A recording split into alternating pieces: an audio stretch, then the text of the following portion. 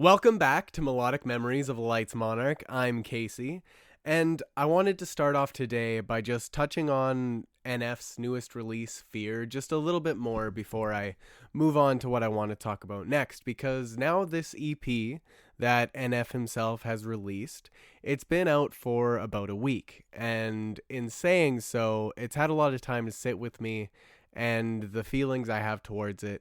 Not saying that they've really changed much, but just kind of developed, and I was able to actually comprehend and take in everything he was saying throughout the entire 6-track run. Now, I guess with NF's Fear, I just want to say again how much it really affected me. It's one of those EPs that it is NF. I am very much a fan of his music. I knew that it would be something that would affect me, and this was honestly no exception. It was something that really hit me hard, and I'm thankful that he was able to release it, and hopefully it was a release that was able to help him cope with everything he's going through. Because I sure know that a lot of the words that's spoken within it, that's rapped or sung, either or, the poetry of it all, it really touched me and spoke to me very heavily. From the title track of Fear, dealing with his OCD and just, the fear of it all, like literally the title track, the first track, and then even down into the last track of Washed Up, just the fear of losing his passion and questioning the constant doubt of it all. I really relate to that, and that's not to mention home, because I am somebody that has, as I'm sure we all have, lost someone dear to them, and just that feeling of no, not acceptance, just no, it didn't happen, or denial, I guess would be the proper word to use.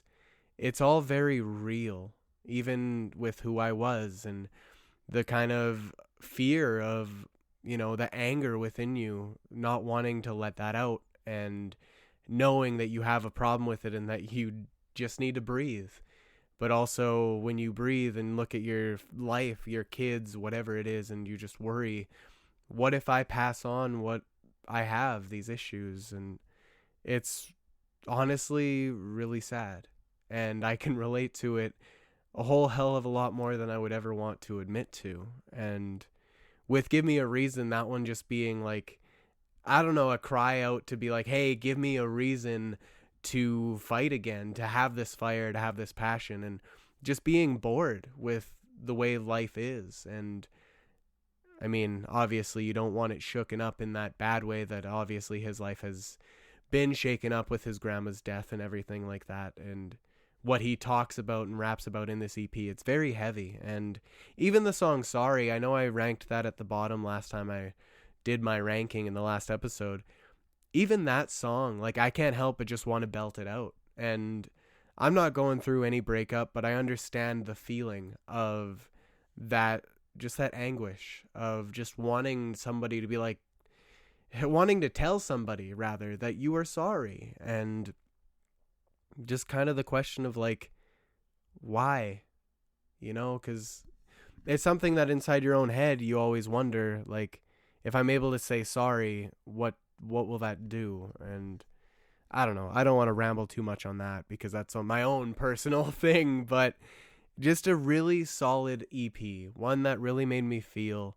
And again, the songs, all of them, if you listen to them, you understand. If you haven't, then I guess you're just listening to me ramble for no reason, and I appreciate that all the same. But NF's EP, Fear, it really, really hit me. And it looks like, at least from the charts, looks like it hit a lot of people as well. Now, I wanted to kind of touch on this just because it is a release that I was very much looking forward to. It's one of my favorite of this entire year, and again, one that affected me very heavily. And when I look for music, I look for that depth, for music that really sits with me, for music that speaks to me in ways that modern radio music just usually doesn't. Not saying it never does, but usually doesn't, be it TikTok, radio songs, the mainstream stuff. And I guess NF nowadays could be considered mainstream, which is very wild for me to say, as I again have been there from not moment one, but at least album 2 with Therapy Session, and into Perception, which was my first full album rollout that I was able to be a part of as a fan. So it's been a while, like 2019? Let me actually check. Actually, far earlier, 2017. I second guessed myself there. I've been with him since mid 2016, if not 2017, because again, it was before Perception, but after therapy session. So it's been a while. I've been a fan for quite a while, and to see him grow the way he has been amazing. And it's weird to think that he is now a mainstream artist, because I hate to be that guy of like, oh, I knew him before he was cool, but I'm going to be that guy. I knew him before he made the mainstream. And when I say know him, I mean his music. I obviously don't know NF. I'm sure he's a great guy. And I would love to get to know him if I ever became, in that industry or whichever, either or. Big fan anyways. And to know that this EP did well, charted well, is something that makes me very happy.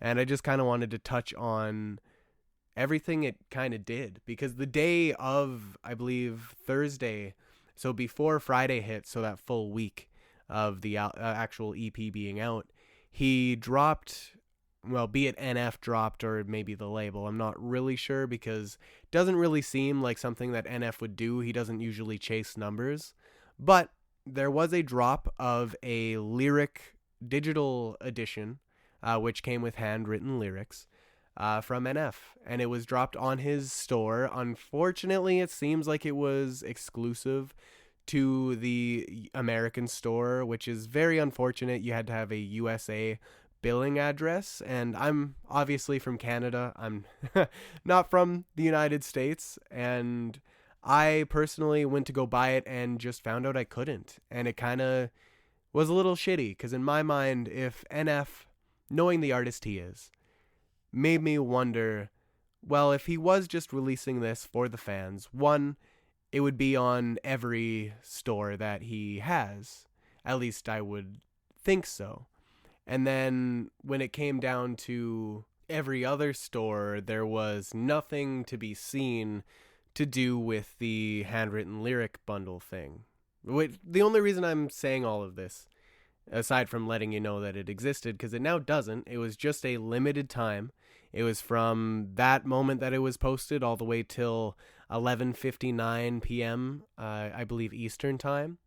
So it wasn't a very long period of time to buy it and download it. It was very limited. And again, only to the American store. And the reason it's upsetting is because NF, being the artist he is, or as the artist I've known him to be, isn't someone that chases numbers. He doesn't care about all that stuff, and I know in this EP kind of touched on that. And he kind of always has. Maybe he's changed. Maybe this is a change for him, or maybe he just didn't even really think about it this way, and I'm overanalyzing it. But as a fan of his, it seemed like it was just strictly for chasing some numbers and getting higher on Billboard, because it was limited to that one store. America only. Why couldn't I have bought it, even if it was from the American store and I chose to pay the conversion? It's digital. Why? Just why? Why wouldn't you allow that to happen? And I know NF is not the only artist to do this. I've seen it happen with Taylor Swift, and I'm sure there's others out there. But I just wanted to kind of touch on that, put that out there.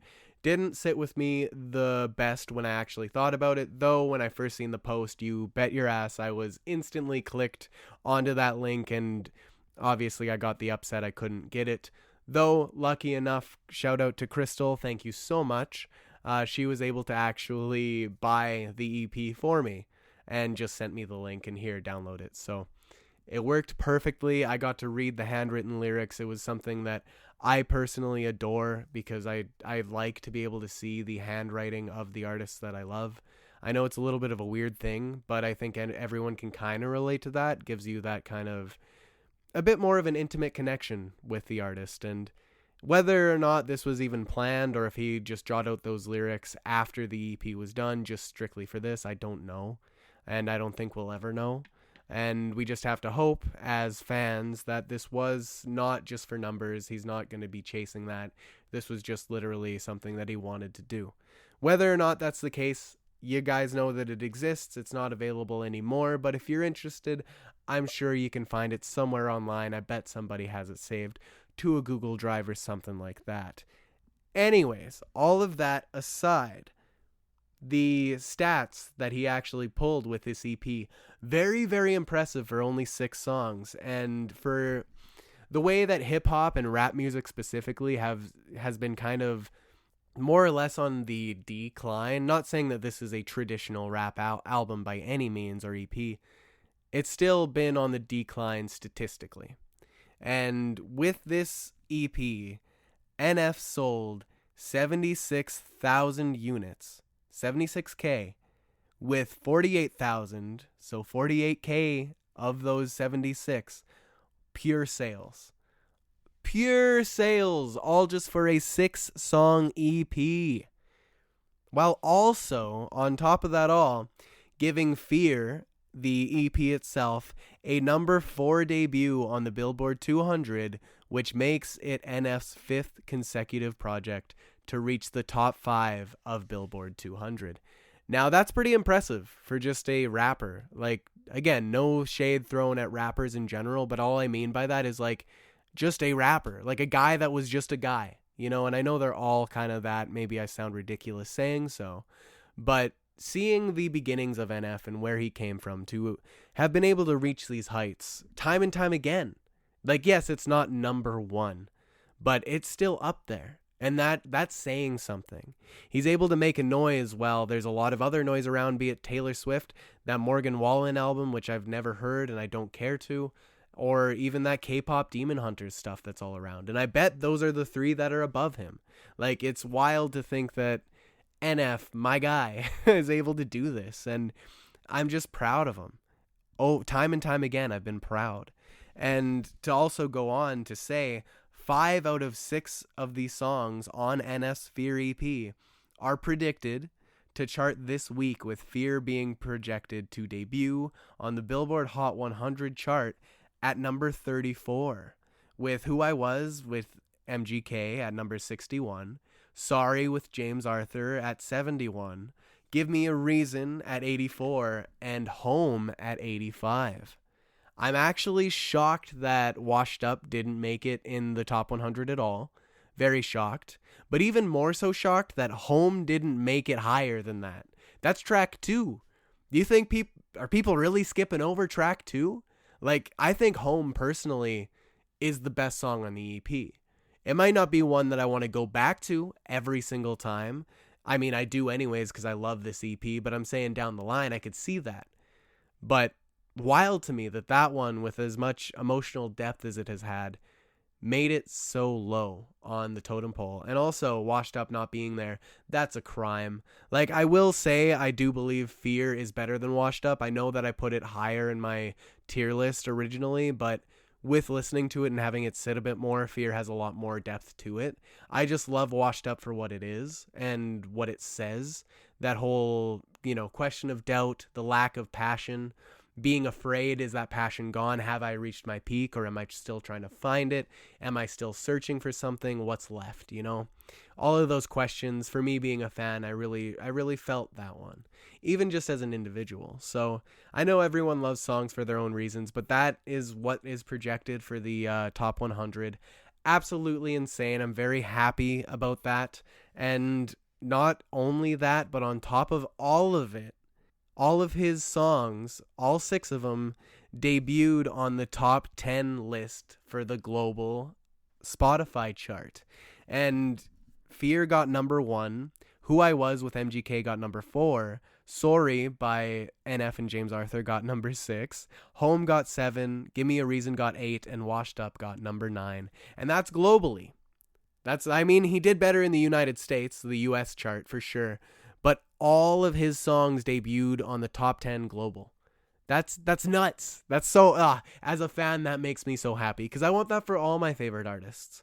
Be it NF, 21 Pilots, Black Veil Brides, like, I want them all to just do well. I want them to do good things, because they do good things for me, and I want that to be recognized. And I'm sure any fan can relate to that. Now, to speak of Black Veil Brides initially, I wanted to kind of touch upon them and say that their set from Orlando, Florida, the Warped Tour, which Warped Tour did make a few new dates in, I believe, Montreal and Mexico City for next year. Very interesting. If anyone's interested, go look at it.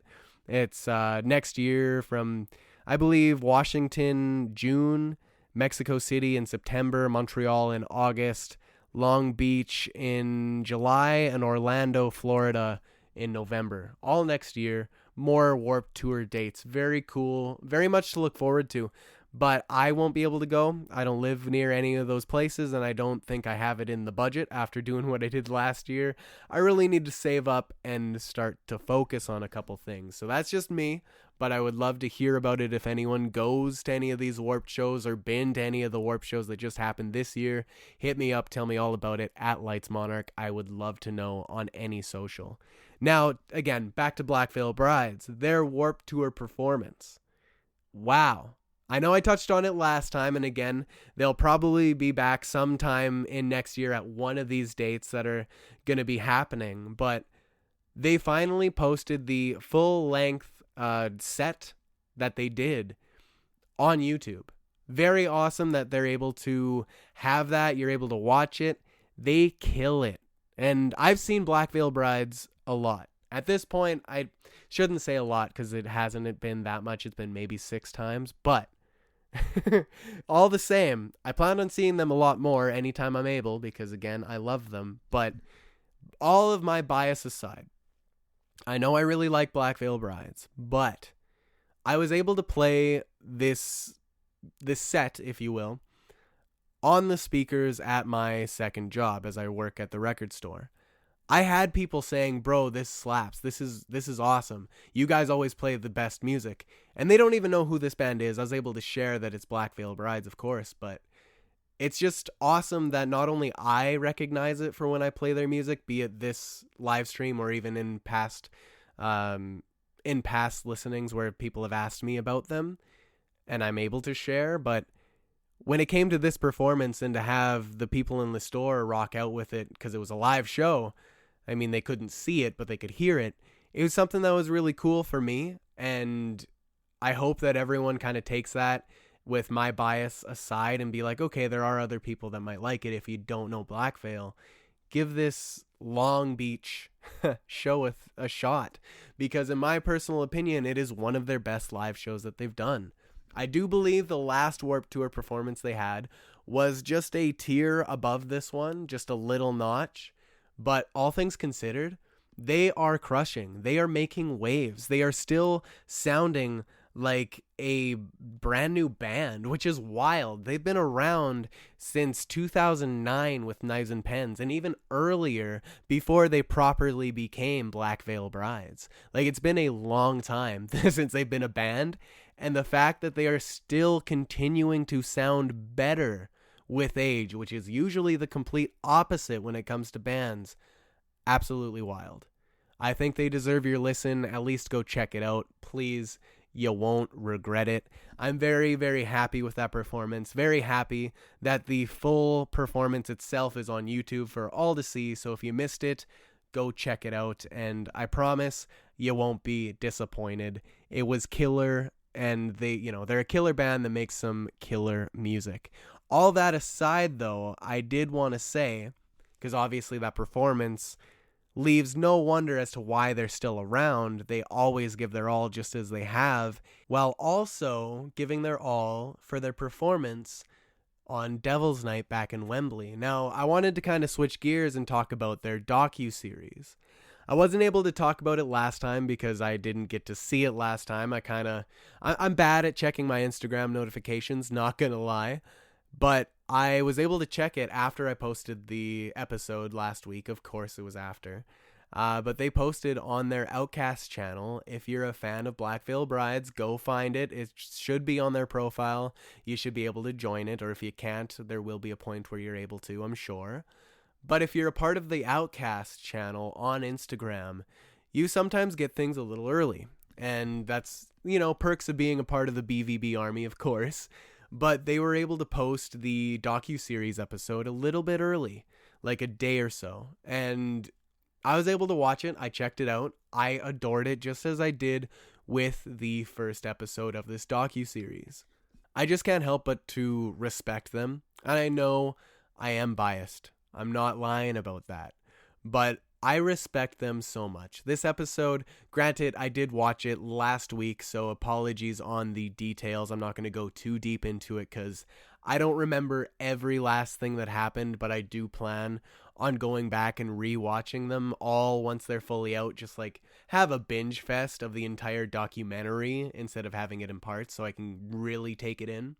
It'd be wicked. I know this is dreaming, but it'd be wicked to see it like kind of all together on a movie theater screen or even like put on streaming services so it's a bit more in your face. I know logistics. Anyways, I'm not going to touch on that. I'm just rambling. But the documentary part 2, it went over a little bit more, less about Andy and his childhood, but more about the band and their history. And also specifically Cece. I am so sorry, Cece. I feel for you. I know I've never had that problem going over, but I've never went over to a different country to work. Hopefully you got that stamp thing figured out. I mean, you must have if you guys did the show, so that's great. But for his wrist and everything, I really hope that Cece is doing okay. I know that he, in that episode, you get to hear about how he has some pains in his hand and his wrist. And it's a little worrisome. He's still the band's drummer, and I hope he always can be.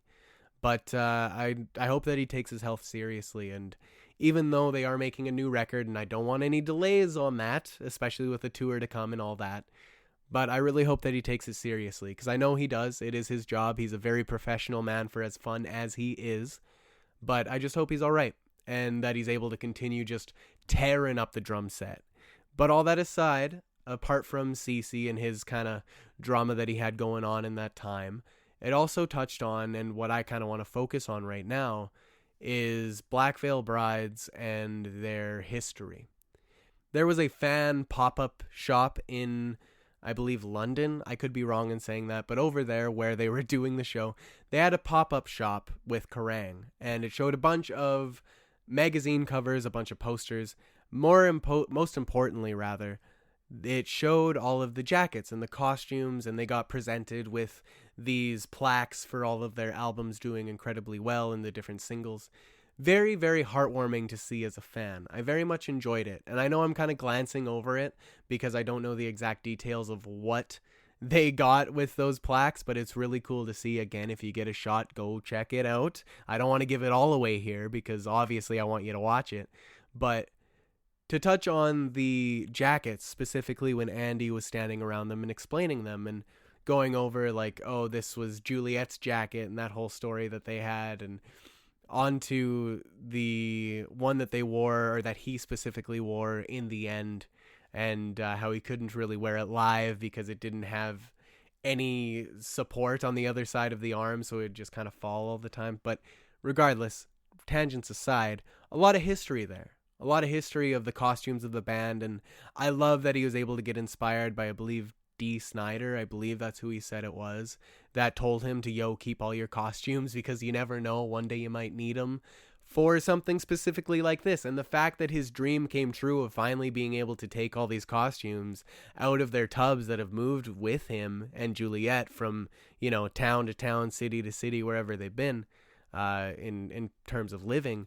Just lovely as a fan to just kind of smile and be like, damn, that's another little dream come true for this man that I really look up to. And it makes me inspired to say that, dreams can come true. And I hope that people can take that from this, because not only with NF and being inspiring and for what he's done and where he started, Black Veil Brides, they are such an inspiration, and my main inspiration for wanting to be such a creative or more creative person, and to push boundaries that I might, think that I wasn't capable of. And they've always been that kind of voice for not only me, but the rest of the outcasts, the disenfranchised. And I love them for that very, very much.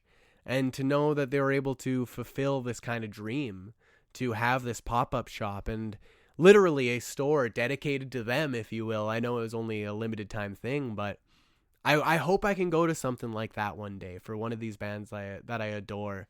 If it was Black Veil, I'd probably die. But all that to say, I was very intrigued, and not only with the inspiration, but intrigued on the simple fact that there was this one jacket hanging.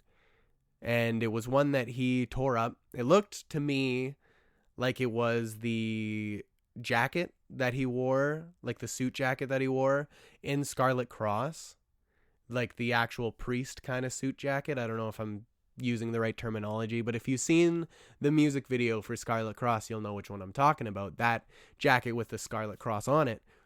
It was all kind of torn up and, as he said, kind of war torn, battle torn, if you will. And to know that he did that to that jacket a little bit haphazardly, very much post getting the okay, is originally supposed to be for another music video for The Phantom Tomorrow. And apparently, his words, the label stopped giving a shit about them, so they never got to do it. And that actually shocked me. I mean, to some extent. I kind of pieced together over the years that, Sumerian, not to, I guess I am dropping names, I wasn't going to, but Sumerian Records, that was the label they were with beforehand. And Sumerian Records, if you somehow hear this and want to air out what actually happened, please do, because until that time comes, I'm going to assume what I believe is correct and what I see and have been kind of piecing together over the years of what Andy has said, and the fact that Sumerian Records just kind of remains silent and dropped them and seems to properly not care. It's a shame to think that we were supposed to get another music video for The Phantom Tomorrow. And I mean, it wasn't just a music video. We were supposed to get a whole part 2, and there was supposed to be a lot more. Like, the band was supposed to be pushed a lot, but from what I see outside looking in and piecing together, again, things Andy has said over the years in interviews and whatnot, it really seems like Sumerian Records stopped giving a shit and just kind of put them to the back burner because they weren't making the money or making the charts and whatever that was expected of them, which, again, very money hungry, very shitty, not very artistic. Black Veil Brides, they're a legacy. At this point, they're a legacy act. And I mean that in the best way. They can focus, they can go play a show and focus on their old material, and everyone can be happy. And then they can still bring out a record and bring fans, tons of fans, to these events that want to come, that want to see these new songs. And they just have career spanning set lists that work, because some artists don't. But I digress. To kind of get back to the point of what I wanted to say, with seeing that jacket and knowing there's supposed to be another music video, it makes me question, what was it supposed to be? Is that the real reason why we got the animated video for Crimson Skies? I honestly think so, because he said it was war-torn, and again, he did it a little bit before he got the go-ahead for the video, and the video never became a thing. Makes me very curious, because with the whole Crimson Skies thing, the music video that we got, really rough animation, not saying it was bad, I did enjoy it, but it looked very rough in terms of maybe it was a little bit rushed, it wasn't very smooth in terms of animation, it was kind of like a collage of pictures. I don't know how to really explain it. It was animation, it wasn't stop motion, it was animation, but if you've seen it, you know it was rough, it was on the rougher side. And Crimson Skies is the battle. It is the fight. If you know the story of The Phantom Tomorrow, which I'm not going to get into right now because that's a whole topic for itself, another episode. But The Phantom Tomorrow was a concept record. And in the concept record, the battle, the climax of the fight was Crimson Skies. That was that. And even in terms of music video, in terms of the music, the lyrics, that was where it happened. And obviously you feel it in the intensity of the song, and you can tell that was probably what it was supposed to be for, as that was one of the singles, but we didn't get a proper music video. I think now we know why. And it's wild to think that they, the studio stopped supporting the band so early on in that record cycle. I know that Crimson Skies came out a little while after, and Scarlet Cross released way too early in terms of a single, and mind you, I believe Bleeders has even been longer than that, but they've been a lot more active and a lot more happy. It was just really unfortunate to kind of get that confirmation of, yeah, Sumerian Records kind of sucks. And I don't mean to say that straight out and be like, hey, any band you like, if they're on Sumerian, don't support them. Obviously, support your favorite artists, buy their music, whatever it takes. But maybe kind of start questioning Sumerian. I know they've always been kind of questionable. Ash Advilson, can't say his last name, never could. I've heard bad things about him. And again, I'm not one to judge before I know personally, but just from what I've heard, I stay away. And Andy, Black Veil Brides, so happy they've found their people at Spine Farm. So happy that they're able to get the support and get probably more support than they ever have. I thought they were getting supported a lot with Sumerian at the beginning, but, you know, as it went on, them just not really getting pushed at all. And I know that with the morning, that was their best piece of work, in my opinion, to just get what that was and nothing else. And then for them to kind of be in limbo, purgatory, if you will, where they're just releasing singles here and there on other people's labels. Like, you know, it's unfortunate, but it is what it is. I'm just glad that they found Spine Farm and are now able to get and make the album that they've been dreaming of. Everything that they could want is about to come true and happen for them next year. And I am very, very excited about that. Because again, the docuseries, it was able to give a little bit of insight on everything that they did up to the point of actually playing that Devil's Night show at Wembley. Very proud of them again, as I always will be. But I do have to also say, the episode itself was an insightful, meaningful, and fun second episode of the documentary, and I do believe that if you are a part of the BVB Army or a fan or wanting to get into this band, whatever it is, the documentary is a must-watch, and I cannot wait for the next one. And with their new album on the way, finally being able to make everything that they've ever wanted to make properly this time in their own fashion, as I know it's mostly been just Andy and Jake sitting next to each other making all this happen. And I know the other band members obviously have a hand in it too. I'm just saying, like, I know they're producing it and mixing it together, and specifically them. Now, as for the whole band, I'm sure they're finally able to make an album all together that is the most Black Veil authentic that we will ever hear, at least up to this point. We'll see what happens in the future, but let's focus on this right now before we get too ahead of ourselves, because Black Veil Brides, they are coming back next year with a new album, as I just mentioned.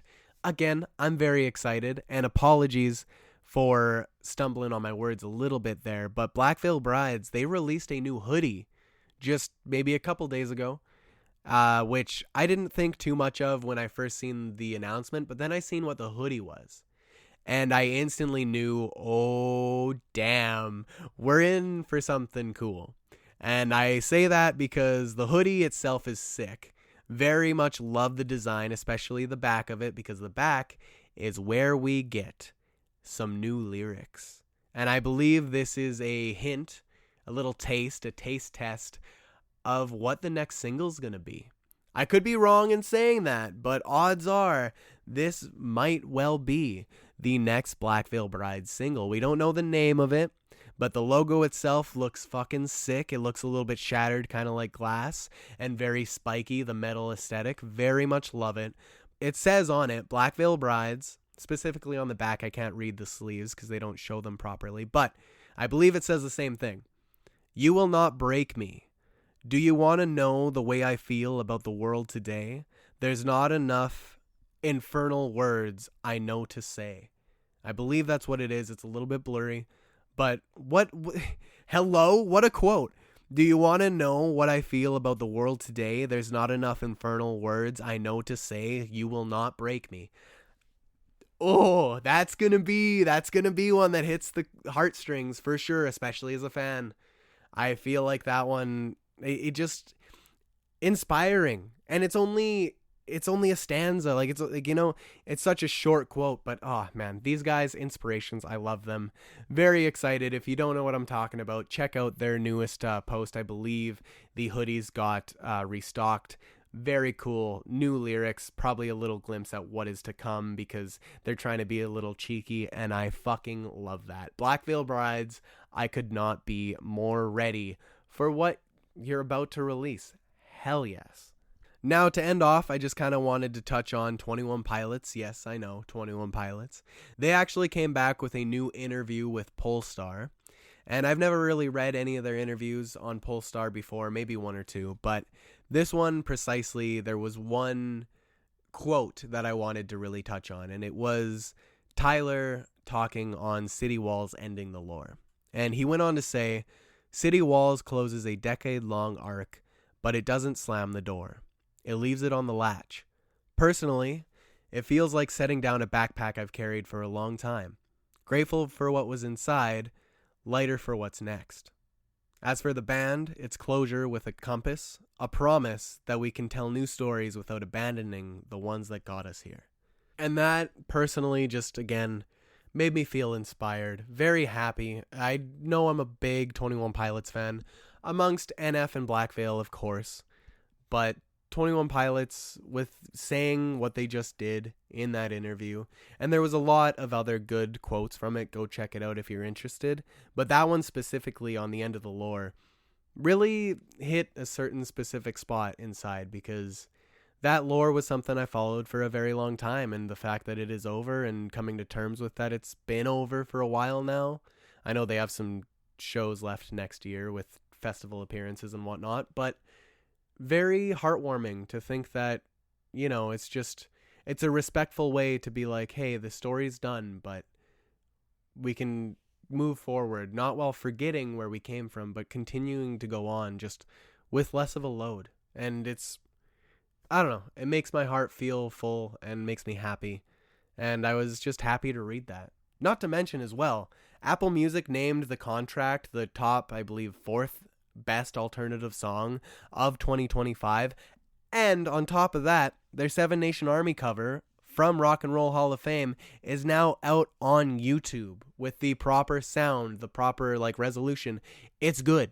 I know on Disney Plus when people were streaming it, it wasn't great. People still loved it, but the audio, clear, clear. It's great. And they even posted it themselves on their socials saying, Meg and Jack, you've inspired us all. Being, talking directly about the members of the White Stripes. Very, very cool. Go check it out if you haven't. I very much love it. And that, again, that quote just makes my heart happy. Makes me smile. Now, the only thing I have left, truly, is to say that a lot of things are getting old, and it makes me feel kind of old. I know I'm not that old, but there's a lot of things that I grew up with that are nearing, if not 20, then 30 years old or older. Like PS3, it's 19. The SpongeBob movie, which I seen in theaters, is 21. The Wii is 19. Ocarina of Time is 27. Danger Days by MCR turned 15, which I think is the youngest thing that I really put on this list. And Toy Story is 30. Toy Story is 30. Toy Story 2 is 26. I know Andy doesn't like Toy Story, but still. Beauty and the Beast is 34. And The Outside turned 4, while The Line turned 1. Both 21 Pilots songs, for those that don't know. Just, I feel old. And not to mention, Panic at the Disco. They released or re-released an HD version of Lying is the Most Fun a Girl Can Have Without Taking Her Clothes Off. It is the first and only time that it has been upgraded, and it is only one of the first few upgrades. We don't know what it's going to be or what's coming from them, but I guess they're going to be upgrading their music videos one by one, and maybe we'll get a tour, maybe we'll get more. I know that's kind of reaching, but we'll see, because they said that this is only the first of the upgrades, more on the way. And obviously, a Fever You Can't Sweat Out 20th Anniversary Deluxe version arrives January 23rd. We're nearing more Panic at the Disco. I know that stuff we've already heard in terms of the album, but not the demos. I'm just excited. I'm excited for more music from some of my favorite artists. And that's not to mention the music that has come out. Bad Omens, Left for Good, that new song that they dropped that I talked about last episode. Very good. I'm very happy with that and everything that they've been doing. No new album announcement yet, unfortunately. But fuck, they keep hitting. They keep making good music, and I'm very excited to see where this new era brings them. I'm very excited. And on a happy note, to kind of end things off here, Brian Burkheiser, the singer, the vocalist, ex-vocalist rather, of I Prevail, he has finally come back to socials with, yes, a little bit cryptically, but I think we're on the road to finally getting whatever his Scatterbrain project is. And I know I'm not the biggest fan, I'm not anticipating it the most, but just knowing what I prevail, the members that are still in the band, kind of how they stopped him making the music, be it them or the label, I'm not sure, always kind of left a bad taste in my mouth. And as an artistic person and a creative, I'm very happy that this man is finally able to release his project, which obviously means a lot to him. And the fact that I'm seeing some, more noise on social media about it must mean it's on the way at least soon. So if you guys liked his voice and want to check him out when it does come out, I'll be sure to talk about it because it is something that I'm very curious about at the very least. And other than that, we got our first look at some screenshots for the upcoming Legend of Zelda movie, which does look very good. Link and Zelda on peak with heavy Breath of the Wild inspiration. Very curious to know if it's going to be following any game plots or if it's going to be its own story. We don't know yet, but I needed to talk about it just for but a second. And Mickey Mouse, I forgot to mention, but he also turned 97. Holy hell. I'm not in the best relationship, if you will, with Disney right now because I don't like what they're doing. I don't like the choices they're making and the whole AI support that they've been giving. Very big not fan. Very much not a big fan. God, it makes me upset. But Mickey's 97 and I do have a soft spot for the mouse. Now, all that to say, Acres, their Deluxe Burning Throne vinyl has come out, or at least for pre-orders. Very cool. I love that album. I couldn't not mention it. And the Plot and You 10th Anniversary Happiness in Self-Destruction vinyl merch bundle kind of thing came out. All good things. All good things. And amongst many other anniversary vinyls and Black Friday deals that are coming up as American Thanksgiving is also coming up. So happy early Thanksgiving to everyone listening from America. And happy Black Friday for those that don't. But along with the Terrifier arcade game that's finally out now and SpongeBob Titans of the Tide, they're all out for the consoles and PS5, Steam and all that. Just a lot of things that are coming and going with the busy season of Christmas. We're just going to keep on going up from here. And that's not even to mention the Undertale cross Square Enix merchandise 10th anniversary Undertale thing they're doing. I don't know much about it, but I guess apparently they're celebrating the 10th anniversary of Undertale with a special collaboration with Square Enix Music and Merchandising. And it's supposedly supposed to be worldwide. So anyone that wants to know about that, I'll talk more about it when I actually know about it. I know I'm only being brief, but it felt like the right thing to kind of end on because Undertale is peak. And the fact that it is 10, absolutely wild to me because that was one of the first things that Logan and I bonded on because not the first thing we bonded on, but one of the things that really pushed our friendship to what it is because the first time I played it with him, and the main point of it, he gave all of the characters voices. And because it's just a text-based game, gave them all voices and really made it a personal, 100% authentic personal experience for me. But all of that to say, a lot of shit, a lot of great shit, mind you, a lot of good things. Very happy with everything that's been going on from NF to Black Veil Brides to 21 Pilots to everything in between that I talked about and briefly mentioned. I'm happy with the way that things are going, and I hope they continue going well all the way through to Christmas and beyond. And I mean, obviously, I'll be back to talk about some more next week. So have a happy Thanksgiving to all my American listeners and happy Black Friday to the rest, as well as the Americans. I know you guys still do that, but still. Thank you so much for listening, and thank you for discovering the music within.